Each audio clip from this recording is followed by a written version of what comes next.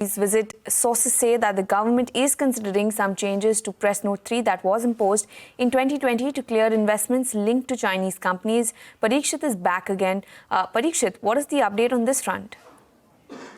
We have seen that despite the Galwan clashes that had taken place, India and China are resuming trade and economic relations. Border trade has opened up. The restrictions on rare earth magnets are being lifted. Tunnel boring machines are now being sent to India, which were earlier being restricted by Chinese companies. Tourist visas are also resuming.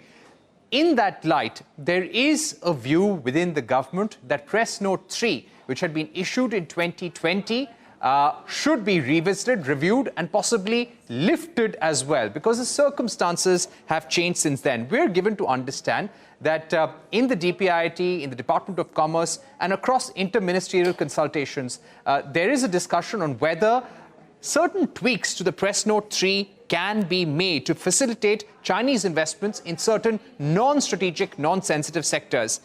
In fact, the government think tank, in a series of meetings over the past few months, has recommended that the Press Note 3 may be lifted, considering the changed circumstances. For example, Press Note 3 was brought during COVID-19.